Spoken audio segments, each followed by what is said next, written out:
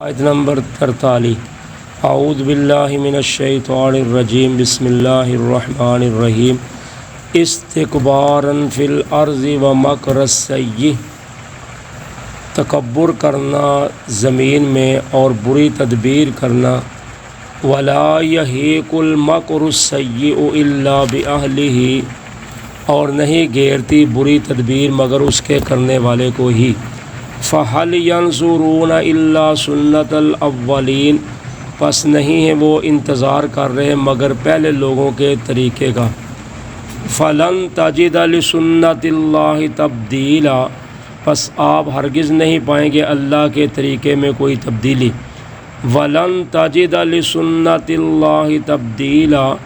اور نہ ہی آپ ہرگز پائیں گے اللہ کے طریقے کو ٹل جانے والا۔ یعنی اللہ تعالیٰ نے مشرکین مکہ کا کردار بیان کرتے ہوئے فرمایا کہ ان کا نفرت میں بڑھنا نبی اکرم صلی اللہ علیہ وسلم کے آنے پر اس کی دو وجہ ہیں۔ ایک یہ ہے کہ وہ زمین میں تکبر کرتے تھے، فخر و غرور کرتے تھے، اور دوسرے نمبر پر وہ بری تدبیریں کرتے تھے، یعنی ہر وقت بری سوچتے رہتے تھے۔ تو اللہ تعالیٰ فرماتے ہیں کہ جو بھی بری تدبیر کرے گا یا سوچے گا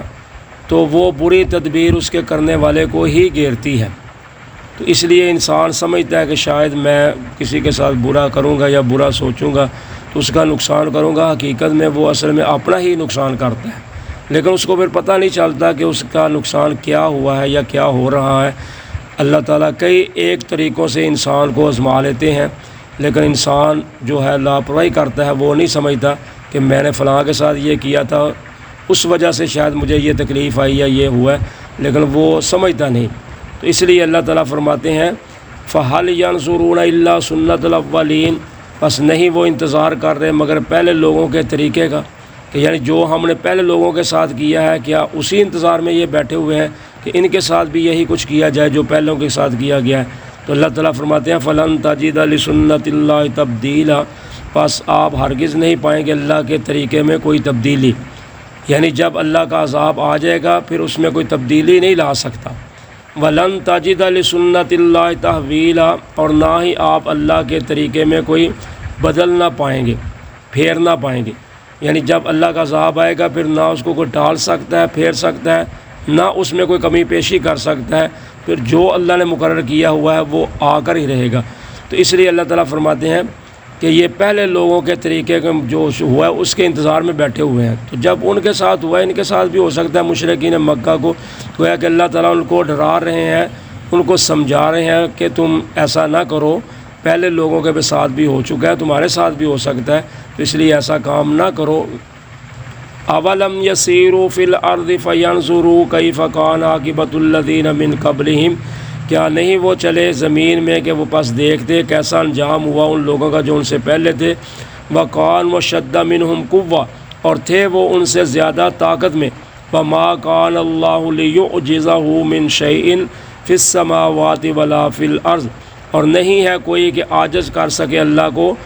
آسمان و زمین میں کچھ بھی۔ إِنَّهُ كَانَ عَلِيمًا قَدِيرًا، بے شک اللہ تعالیٰ جاننے والے اور قدرت والے ہیں۔ تو اللہ تعالیٰ فرماتے ہیں یہ مشرکین مکہ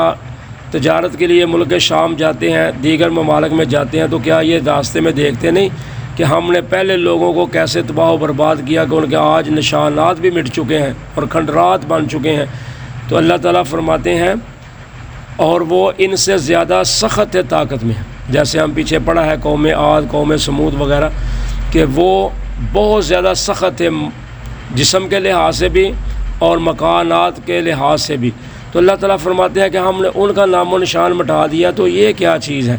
اس لیے ان کو ڈرنا چاہیے، بچنا چاہیے۔ تو اللہ تعالیٰ فرماتے ہیں کہ اللہ تعالیٰ کو کوئی چیز عاجز نہیں کر سکتی کہ کوئی اللہ کو نیچا کر کے دکھا سکے یا کمزور کر سکے،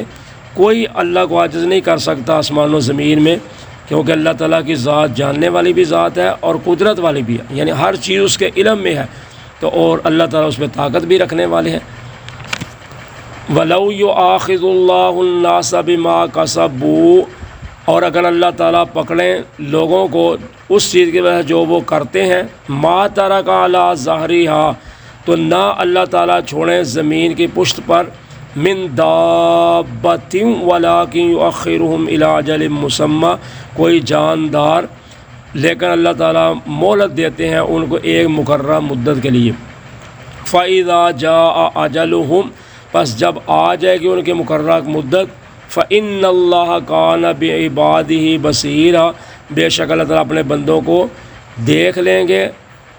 تو اللہ تعالیٰ فرماتے ہیں کہ اگر اللہ تعالیٰ یعنی ہر بندے کو یا لوگوں کو ان کے گناہوں کی وجہ سے پکڑنا شروع کر دیں تو پھر تو اس زمین پر کوئی جاندار زندہ رہ ہی نہیں سکتا، لیکن اللہ تعالیٰ ایک مہلت دیتے ہیں ایک مقررہ مدت تک۔